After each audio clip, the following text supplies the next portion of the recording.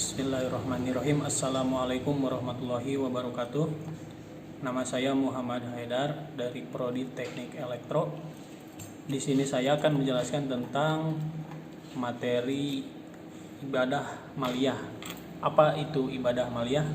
Ibadah maliyah adalah amalan-amalan ibadah yang lebih banyak dilakukan dengan sarana harta, benda atau ibadah yang diwujudkan dalam bentuk pemberian harta atau terkait dengan harta, yaitu menggunakan harta yang Allah karuniakan untuk apa-apa yang Allah cintai dari ridho seperti zakat, infak, sedekah, dan lain-lain.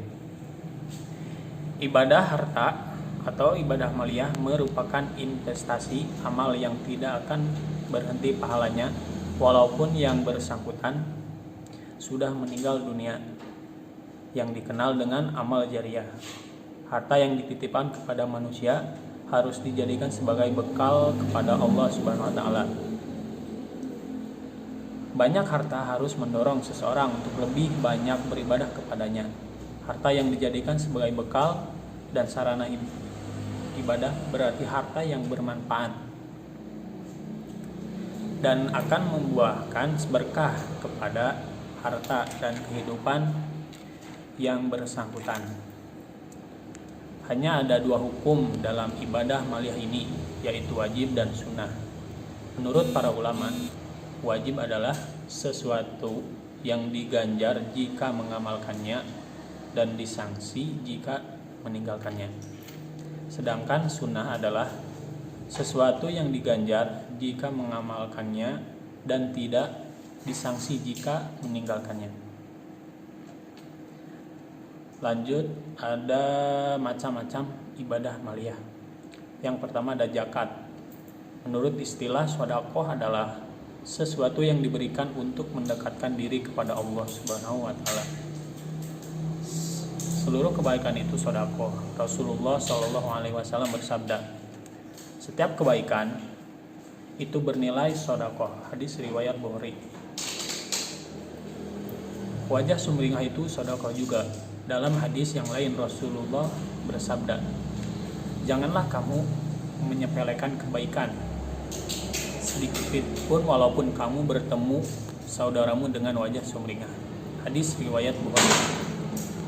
Senyum itu sedekah.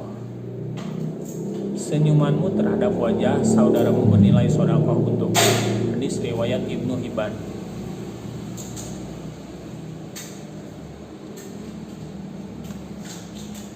Yang selanjutnya ada fidyah. Fidyah adalah menempatkan sesuatu pada tempat lain sebagai tebusan atau penggantinya, baik berupa makanan atau lainnya.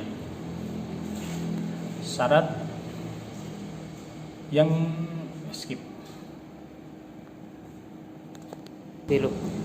Hukum fidyah sebagaimana firman Allah Subhanahu wa taala atas adalah wajib. Apabila yang pertama tidak mampu melakukan saum seperti karena lanjut usia. Yang kedua orang sakit permanen yang kesembuhannya sangat sulit. Yang ketiga perempuan hamil atau perempuan yang sedang menyusui. Dan yang terakhir jumlah fidyah adalah sejumlah makanan yang dikonsumsi yang bersangkut pada bulan Ramadan. Terus selanjutnya ada urgensi ibadah maliyah. Ibadah maliyah sangat penting dilihat dari berbagai segi. Antara lain, yang pertama, membersihkan harta dari kotoran, kebakhilan, keserakahan, kekejaman, dan kejoliman terhadap kaum fakir miskin. Dan yang kedua, berfungsi ekonomi, membantu makanan bagi yang miskin atau yang memerlukan. Dan yang terakhir memiliki fungsi sosial dengan memberikan zakat kepada fakir miskin bisa menjaga keseimbangan hidup atau kesenjangan dan menghindari ketidakadilan sosial. Dalam Al-Quranul Karim, zakat dan salat banyak sekali dijadikan dalam satu ayat. Jadi artinya digandengkan. Ini menunjukkan bahwa urgensi zakat sama dengan urgensi salat. Abu Bakar Siddiq yang biasanya kebijakannya selalu lunak. Pada saat ada kasus sejumlah umat Islam yang rajin sholat tetapi tidak mau membayar zakat, beliau spontan melakukan sebuah sikap yang sangat keras.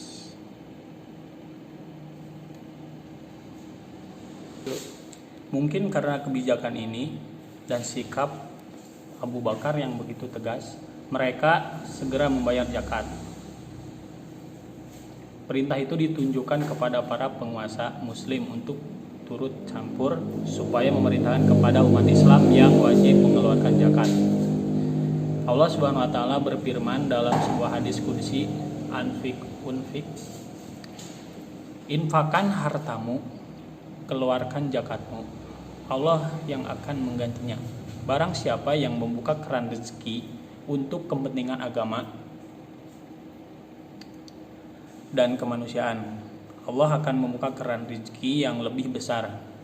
Nabi SAW menyatakan tidak akan berkurang harta karena sedekah atau zakat. Dijamin tidak ada orang-orang menjadi sengsara gara-gara infak dan zakat. Selanjutnya ada hikmah ibadah maliyah. Ibadah maliyah membawa berkah baik kepada orang miskin selaku penerima maupun orang kaya atau para agnia. Di antara hikmahnya, yang pertama, bagi si kaya sesuai dengan fungsinya sebagai pembersih harta, selain juga pembersih hati. Jadi dengan berzakat harta itu menjadi bersih dari hak-hak orang lain yang dititipkan oleh Allah kepada orang kaya. Dan yang kedua, bisa membersihkan hati dari penyakit tamak, rakus, dan kikir, dan penyakit-penyakit hati lainnya. Yang ketiga, memberikan zakat atau infak dan lainnya kepada fakir bisa menjaga keseimbangan hidup atau kesenjangan dan menghindari ketidakadilan sosial. Dan yang terakhir, mengikis segala bentuk kejahatan yang bisa terjadi dalam masyarakat akibat kesenjangan, kecemburuan, dan ketidakadilan sosial. Selanjutnya ada makna spiritual ibadah maliyah bagi kehidupan sosial. Harta yang dititipkan Allah kepada manusia harus dijadikan sebagai bekal beribadah kepada Allah Subhanahu wa taala. Banyak harta harus mendorong seseorang untuk lebih banyak beribadah kepadanya. Harta yang dijadikan sebagai bekal dan sarana ibadah berarti harta yang bermanfaat dan akan membuahkan berkah kepada harta dan kehidupan yang bersangkutan. Ibadah maliyah memiliki fungsi sosial dengan memberikan zakat atau infak dan lainnya kepada fakir miskin. Bisa menjadi keseimbangan hidup atau kesenjangan dan menghindari ketidakadilan sosial. Memupuk rasa kasih sayang dan kecintaan orang kaya kepada yang tidak memiliki harta sehingga terjalin keterpaduan antara orang miskin dan orang kaya.